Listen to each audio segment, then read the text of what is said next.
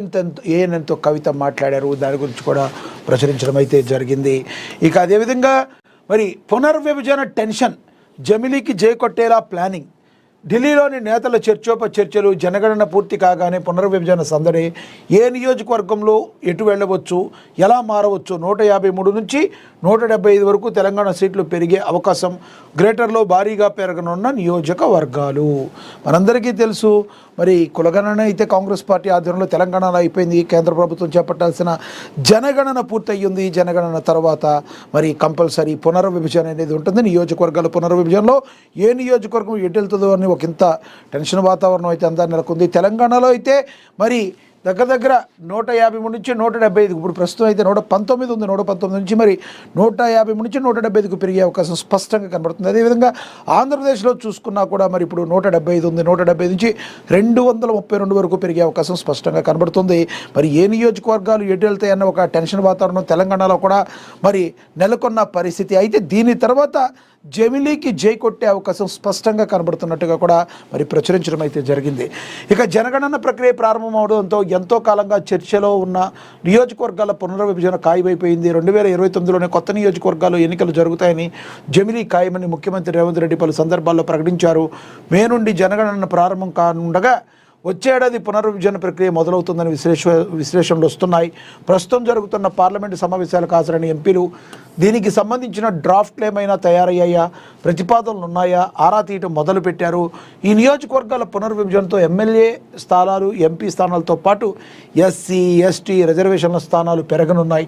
వచ్చే అసెంబ్లీ ఎన్నికల్లో తెలంగాణ అసెంబ్లీ స్థానాలు 153కు పెరిగితే మహిళలకు 33% రిజర్వేషన్ల ప్రకారం 51 సీట్లు లభించే అవకాశం చాలా స్పష్టంగా కనబడుతుంది. అదేవిధంగా ఒకవేళ 175కు చేరితే మహిళల రిజర్వేషన్ స్థానాలు 58 సీట్లు పెరిగే అవకాశం స్పష్టంగా కనబడుతుంది.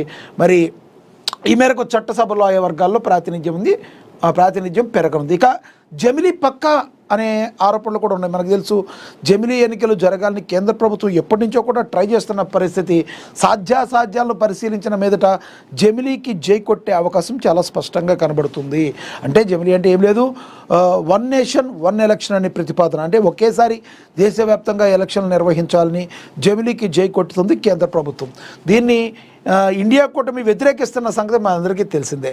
ఇక జమిలీ ఎన్నికలు ఖాయమని రాష్ట్రంలో బలం క్షీణిస్తుందని తమిళనాడు ముఖ్యమంత్రి స్టాలిన్ సహా పలు ప్రాంతీయ పార్టీల అధినేతలు అంటున్నారు. కేంద్ర ప్రభుత్వం జమిలీ ఎన్నికలకు సన్నద్ధమవుతుందన్న సంకేతాలు ఉన్నాయని మరి తెలుస్తుంది.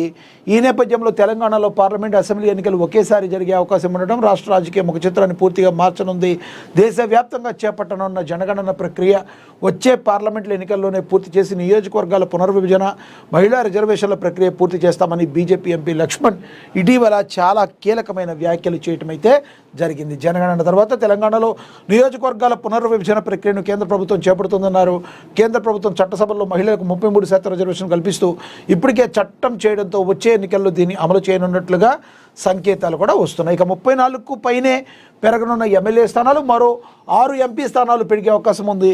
అదేవిధంగా మహిళలకు మీరే మహారాణులు అనే విధంగా మహిళల రిజర్వేషన్లు కూడా పెరిగే అవకాశం అయితే స్పష్టంగా కనబడుతుంది. నియోజకవర్గాల పునర్విభజన జరిగే అవకాశం అయితే చాలా స్పష్టంగా కనబడుతుంది. చూడాలి మరి రానున్న రోజుల్లో దీని మీద ఎంత తొందరగా కేంద్ర ప్రభుత్వం ముందుకు వెళుతుందనేది మనం వేచి చూడాల్సిన పరిస్థితి.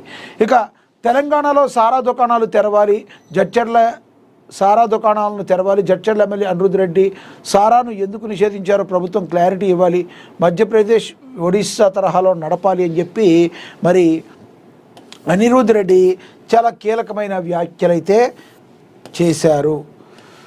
ఇక జడ్చర్ల ఎమ్మెల్యే అనిరుద్ రెడ్డి సారాను ఎందుకు నిషేధించారో ప్రభుత్వం క్లారిటీ ఇవ్వాలని, మధ్యప్రదేశ్, ఒడిశా తరహాలో నడపాలని చెప్తున్నారు. రాబోయే అసెంబ్లీ బడ్జెట్ సమావేశంలో తాను ఒక బాంబు పేల్చబోతున్నానని జడ్చర్ల ఎమ్మెల్యే అనిరుద్ రెడ్డి చెప్పారు.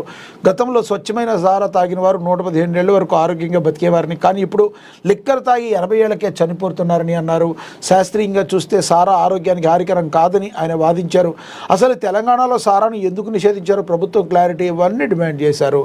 ఏమండి అనిరుద్ రెడ్డి గారు, ఇప్పటికే లిక్కర్ విషయంలో ఆగలేక వస్తుంటే ఇక సారా అంటే మీరు చెప్పినట్టు మంచి సారా ఒకవేళ ఎక్కడన్నా తయారు చేసి ప్రభుత్వాన్ని అడిగితే దానిలో మళ్ళీ కల్తీ చేస్తారు కదా, దానిలోంచి కల్తీ వచ్చి ఇప్పుడు ఆల్రెడీ లిక్కర్ తాగి చచ్చిపోయేవాళ్ళు, మీరు అన్నట్టు 80 ఏళ్ళలో చచ్చిపోయేవాళ్ళు ఉంటే ఇక నాటు సారా తాగి చచ్చిపోయేవాళ్ళు కూడా ఉంటారు.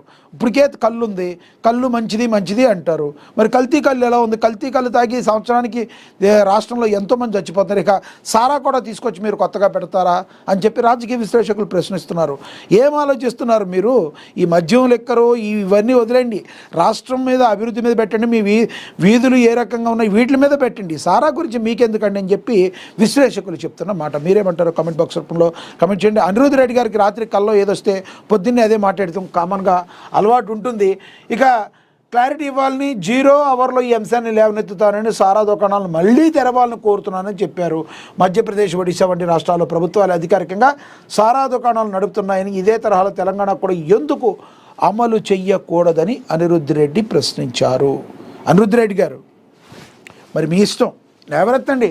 మరి ఏం జరుగుతుందో అనిరుద్ధ్ రెడ్డి గారు చెప్పిన మాటల్లో ఎంతవరకు వాస్తవం ఉందని మీరు అనుకుంటున్నారు? మరి ప్రభుత్వ సారా దుకాణాలు మళ్ళీ తెరవాలని మీరు కోరుకుంటున్నారో ఏమనుకుంటున్నారో మరి కమెంట్ బాక్స్ రూపంలో కమెంట్ అయితే చేయండి. ఇక ఇరాన్కు రష్యా సంపూర్ణ మద్దతు, పుతిన్ ప్రకటన, నూతన సుప్రీం ముజ్తబాకు అభినందనలు. ఇది చాలా చాలా ఇంపార్టెంటు. మరి ఇప్పటి వరకు కూడా పరోక్షంగా ఏదన్నా ఉండుంటుంది అనుకోండి, కానీ బాహాటంగా ప్రత్యక్షంగా ఇప్పుడు ఇరాన్కు రష్యా మద్దతు ఇవ్వడం అంటే ఈ యుద్ధం ఇప్పుడులో ఆగేలాగా కనబడటం లేదు. ఇప్పటి వరకు ఇరాన్ ఏకాగ్గా ఉన్నప్పటికీ కూడా మరి కొన్ని దేశాలు తటస్థాన్ని మెయింటైన్ చేస్తాయి. ఇండియా కూడా తటస్థంగా ఉంది, ఏమి చేయలేని పరిస్థితి. ఎందుకంటే మనం ఎవరితో కూడా శత్రుత్వాలు పెట్టుకోం.